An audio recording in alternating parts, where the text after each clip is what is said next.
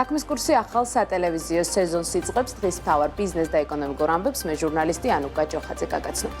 საქართველოს მიმართ თქვენი ადმინისტრაცია სათანადო ყურადღებას არ გამოხატავს. მიხეილ ყაველაშვილი ტრამპს ღია წერილით მიმართავს. ყაველაშვილი აცხადებს, რომ საქართველოსა და ამერიკის შეერთებულ შტატებს შორის სუფთა ფურცლიდან და კონკრეტული გზამკვლევით სტრატეგიული პარტნიორობის აღდგენას ხელს შეუწყობს. ამ მიზნის მიღწევის აუცილებელ პირობად კი ქართული სახელმწიფოს და ქართველი ხალხის მიმართ ტრამპის ადმინისტრაციის სამართლიან და გულისხმიერი დამოკიდებულების დამკვიდრებას ასახელებს. ყაველაშვილი ღია წერილში წერს, რომ საქართველოს მიმართ ამერიკის შეერთებული შტატების ადმინისტრაცია არ გამოხატავს სათანადო ყურადღებას, რაც მთავრობებს შორის სრული ღირებულებებითი თანხმედრის ფონზე ქართული საზოგადოების გაკვირვებას იწვევს.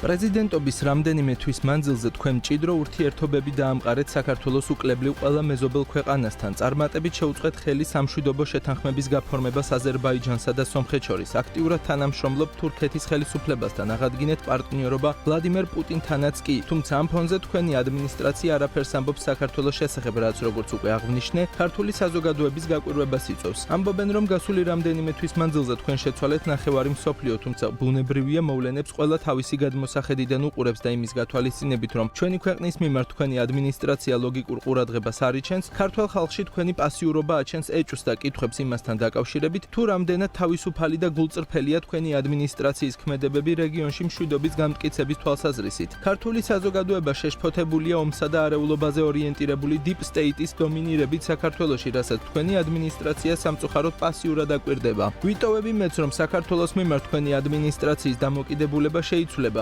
მნიშვნელოვანია ქართველი ხალხის აღქმაში ამერიკის შეერთებული შტატები არა დიპ სტეიტთან, არამედ ამერიკის ძლიერ პრეზიდენტთან, არა მშვიდობის დარღვევისა და დესტაბილიზაციის გამუდმებულ მცდელობასთან, არამედ მშვიდობასთან და სტაბილურობასთან, არა გენდერულ და LGBT პროპაგანდასთან, არამედ ტრადიციული ღირებულებების პატივისცემასთან ასოცირდებოდეს.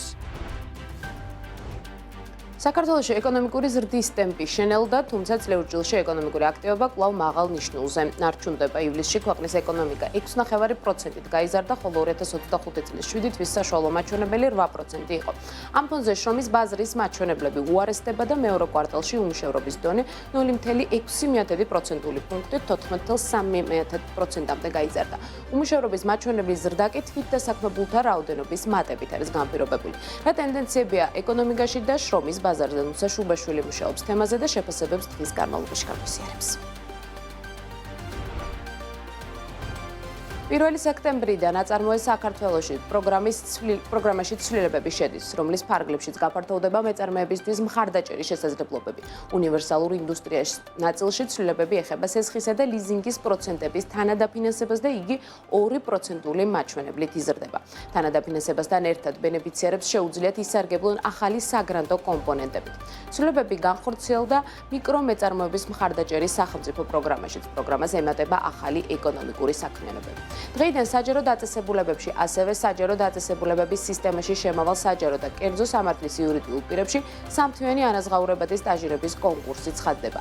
სტაჟირების მსურველებს განაცხადის გაკეთება 2025 წლის 1 სექტემბრიდან 10 სექტემბრის ჩათვლით მთავრობის ადმინისტრაციის მიერ ადმინისტრირებად ვებგვერდზე HR.gov.gr-ის მეშვეობით სხვადასხვა უწყების მიერ გამოცხადებულ 3000-მდე კონკურსზე შეუძლიათ. 1 სექტემბრიდან ვიზიარ აბუ-დაბი არსებობას წყვეტს. ცვლილებები ეხება საქართველოსაც იქიდან გამომდინარე, რომ ქუთაისის საერთაშორისო აეროპორტიდან ფრენები არაბთა გაერთიანებული საამიროების დედაქალაქში სრულდებოდა.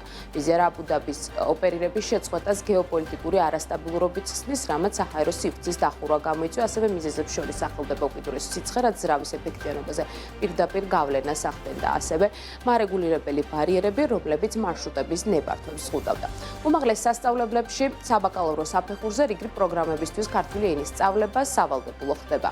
უმაღლესი განათლების შესახებ კანონში მიღებული ცვლილებები ძალაში დღეიდან 2025 წლის 1 სექტემბრიდან შედის. აღსანიშნავია, რომ ცვლილებები შეეხება 2025 წლის 1 აგვისტოდან უმაღლეს სასწავლებლებში ჩარიცხულ სტუდენტებს.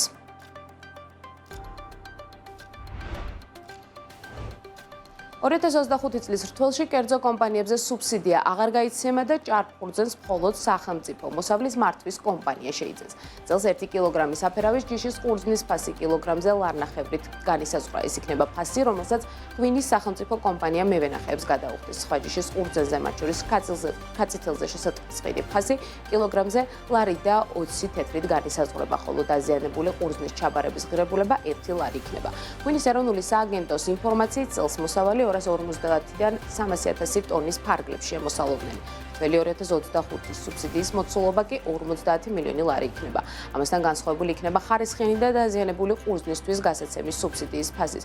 კერძოდ დაზიანებული ყურძნის შესყიდვა 20%-ით უფრო იაფად მოხდება, ვიდრე ხარისხიანი ყურძნის. 2024 წლის რთველში მთავრობამ 15 მილიონი ლარის სუბსიდია გასცა, როგორც ცნობილია, კერძო კომპანიებზე, რომლებიც მაშინ შეიძენდნენ არანაკლებ 100 ტონარ ქაცითელის ჯიშის ყურძნს კილოგრამს ლარად. აღნიშნულმა კომპანიებმა თითოეულ ჩაბორებულ კილოგრამზე მთავრობისგან მაშინ 20 თეთრის სუბსიდია მიიღეს. 2025 წლის რთველში კი სუბსიდიის გაცემის აღნიშნული მოდელი გამოყენებული აღარ იქნება. რამდენად სწორი გზაა სახელმწიფოს მხრიდან არჩეული სუბსიდირების პროგრამიდან გამოსასვლელად და რა გავლენა იქნება გადაწყვეტილებას როგორც ღვინის კომპანიებზე, ისე თავად მევენახეებზე. თემაზე 15 საათზე და 30 წუთზე. ღვინის ეროვნული სააგენტოს ყოფილი ხელმძღვანელი გიორგი სამანიშვილი იქნება ჩვენი სტუმარი. 2025 წლის პირველ ნახევარში სადაზღვევო სექტორმა წლიურად 11 მილიონი ლარით ნაკლები წმინდა მოგება მიიღო. დაზღვევის ზედამხედველობის სამსახურის მიერ გამოქვეყნებული მონაცემებით 6 თვეში ინდუსტრიამ 56 მილიონი ლარის წმინდა მოგება გამოიმუშავა, მაშინ როცა 2024 წლის 6 თვეში ეს მაჩვენებელი 67 მილიონ ლარს შეადგენდა. ამასთან საანგარიშო პერიოდში 19 სადაზღვევო კომპანიის მიერ მოზიდულმა სადაზღვევო პრემიამ პირდაპირ დაზღვევის საქმიანობიდან შეადგინა 802 მილიონი ლარი. ამავე პერიოდის შედეგებით მზღვეველებისთვის სადაზღვევო მოგება იყო 162 მილიონი ლარი. სექტორმა 6 თვეში წლიურად 90 მილიონი ლარით მეტი პრემია მოიზიდა. მოზიდული პრემიის მიხედვით პირველ ადგილზე 158 მილიონი ლარით GPI ჰოლდინგია, ხუთეულში არიან თიბის დაზღვევა, ალდაგი, იმედიელი და ბენეფიტირის ხარჯზე შეუმცირდა სადაზღვევო სექტორს მოგება და არის თუ არა მოზიდული პრემიის ზრდის მიზეზი სადაზღვევო პოლისების გაძვირება. ინდუსტრიის 6 თვეს ელინე კოკვერაშვილი შეგვიჯავებს შემდეგ გამოშვებებში. საქმის კურსი 12 საათსა და 30 წუთზე ამით დასრულებულია, განახლებული ინფორმაციით 13 საათსა და 40 წუთზე გიბრუნდებით.